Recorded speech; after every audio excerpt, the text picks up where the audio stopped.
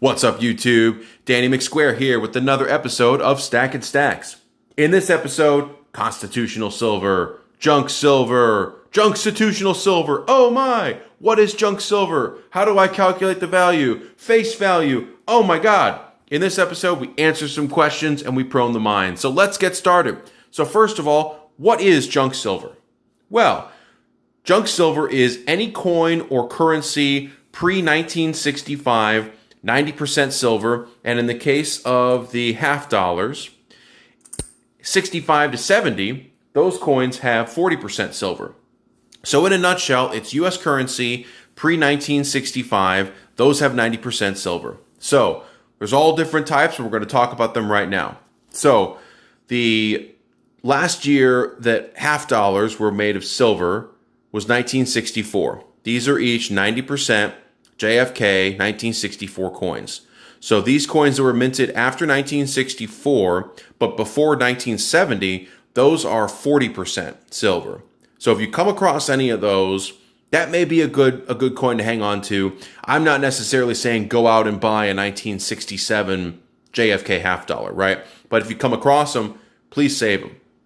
So some people hear the term face value and they don't know what that means, so we're going to go through that right now. So for example, I've got a half dollar here that's not junk silver. This is from 1972, okay? And here is a bicentennial. So the bicentennial, if you buy them in a set, you can get them in silver. These are not silver, these are just face value. So I can walk into any store, 50 cents, 50 cents. Same thing with the junk silver. So by the book, by law, these coins are worth the same amount face value. That's kind of what face value means. On its face, these coins are worth 50 cents. However, due to the silver content, they are worth a lot more. So any dime, quarter, or 50 cent that was made in 1964 or prior, those have 90% silver content in them, and they are worth way more money in terms of their silver content than they are their face value. Now, this is actually not junk silver. This is what I would more call as constitutional silver because it's uncirculated. This is a graded coin, obviously face value of 50 cents, but just the value of it from a condition standpoint, how excellent the coin is, the grade. This is an excellent coin. Now, I'm not sitting here saying you have to buy a whole bunch of graded coins. I don't believe in buying graded coins because there's just such a high markup on them. But I know that if and when I go to sell this, I'm going to get some good value on them. I've got the Buffaloes out here for a reason. When I first started stacking, I kind of didn't know exactly what I was doing, and so I just bought a whole bunch of Buffalo rounds, right? They were less expensive than the Maple Leafs and the Eagles, and I'm like, hey, let's just go with it. So one of the strategies around junk silver and constitutional silver is it's a great way to diversify your stack. And one of the mistakes I made was just picking up a whole bunch of these and being like, all right, I got some silver. Now, there's nothing wrong with those, okay? And actually, right now, their value has gone up. So over the last few weeks, I've sold a little bit of my rounds here or there.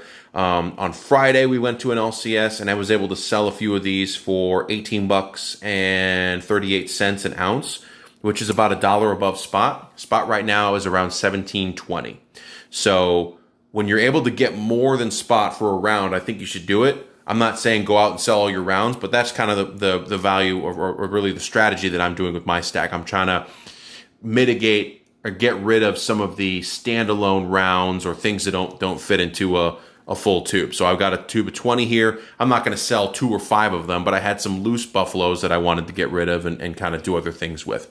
So back to the junk silver. I think it's a great way to diversify and have some fun with your stack. So we've talked about the 50 cent, quarters, and dimes. Let's get into the dollars. So this is a Morgan silver dollar that was literally minted 100 years before I was born. That's pretty cool. So that's kind of one of the reasons that I got it. For it being, what, almost 140-year-old coin, it's in pretty great shape. It's got some toning, but from a physical standpoint, the coin itself is in very good condition. Here's another one from 1985. Where did that one go? There it is. So again, 1985, the year of Back to the Future 3. That's kind of one of the reasons I gravitated towards it. But this coin is in excellent shape, all things considered. Considering this coin is well over 100 years. Now, how you calculate the value with this is you take face value. In this case, these are each face value of $1. Although I don't think you'd be able to go into a store and buy something with this.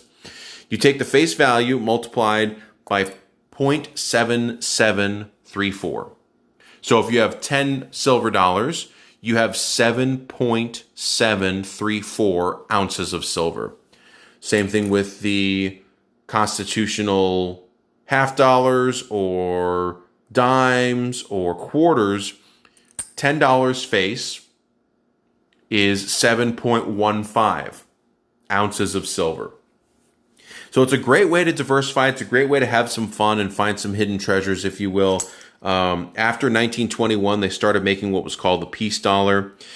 This is a really good coin that's in really excellent condition from 1922. This is a 1 ounce round that's a replica. I like it because they're kind of like sisters that got lost in the mail or something.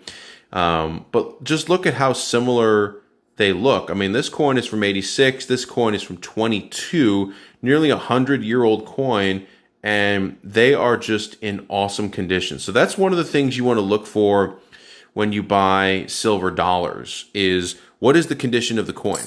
Obviously, it's not going to be mint condition. It's not going to be whatever. But this coin is in great condition considering how old it is. It's nearly 140 years old. So we went to an LCS on Saturday, and the guy was trying to sell us coins that had lost their rim, if you will. So they weren't like as thick as this, okay? And they were really flat. You could not really, I mean, it didn't look like a real silver dollar. He was trying to sell that for the same price that he sold us these last week. So I picked this up from an LCS last Saturday for $16. For some reason, the price of Morgans just shot up, and you can sell Morgans now for well more than that. We went to an LCS on Friday, like I said, sold some rounds. They were trying to sell Morgans for $27 to $30 a pop. And this other guy we went to on Saturday, his prices had just gone up crazy. So, I mean, I don't pay much attention to the demand on Morgans, right? But apparently that demand has gone crazy. So how do you calculate it? How do you do it with your stack? So that's one of the reasons I like these is just they're kind of, not these necessarily, but in general, 3/9's fine or 4/9's fine, because for the most part, you know what you have and you know what you're going to get when you go to sell it, depending on what your LCS does and what the market is right now. So right now, I'm able to sell this for a little more, basically $1 above spot. It didn't used to always be that way. The premiums are just high. There's just demand all over the place. LCSs want to buy your silver. But in general, you're going to get the value that you expect from a 3/9's fine or 4/9's fine piece of silver.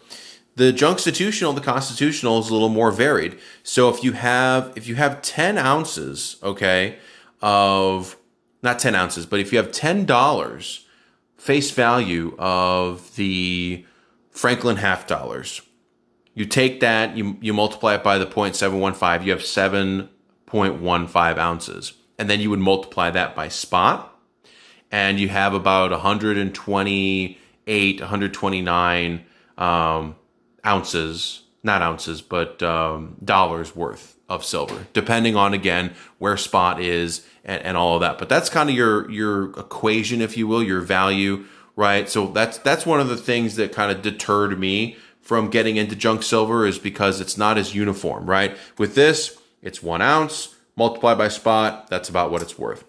So with the silver dollars, you would take your spot value, not your spot value, but your face value, and you would multiply that by your 0.7734, and then you've got your individual value, and you multiply that by spot, and that's kind of how you would value that. Let me know what you think in the comments. Are you buying junk silver? Where are you finding it? Our friends at JM actually have a 10 ounce, not a 10 ounce, but a $10 face value of these guys for really expensive. I wouldn't recommend. I mean, I've used JM. I've had nice things to say about them. They're the kind of guys you wanna pick and choose where you buy from them.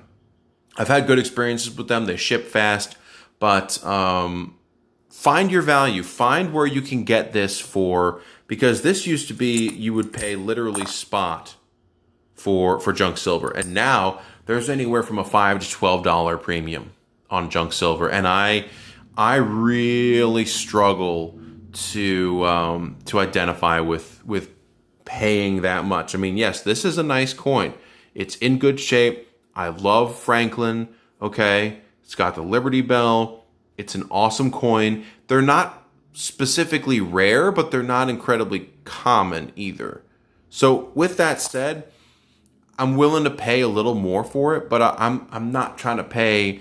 Like, you go online and you see places that show, oh, only $12 below spot, right? Or not $12 below spot. So the premium is only $12 above spot. And I'm just like, I'm struggling to understand why people feel like it's okay to pay much more than that above spot. Like me personally, I've been on this crusade, $5 max premium. Doesn't matter what it is.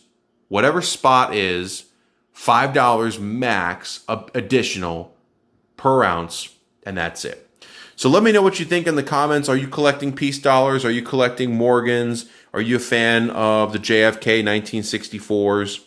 I certainly am. And then, of course, the Franklin half dollars.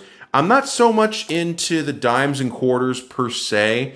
Not that again, if I came across some, I would keep them. I wouldn't just use them in a vending machine. But I'm not trying to buy dimes and quarters per se, just because their silver content is there's less of it, right? I mean, these are pretty cool. They're nice and big. That's just my thought. Let me know what you think in the comments. Let me know what kind of questions you have on junk silver. I'm going to post the formula that I just talked about, the two formulas in the notes below. Let me know what you think. Good, bad, and ugly this time. We'll take the negative feedback this time just for fun. This is Danny McSquare with Stack and Stacks. Peace.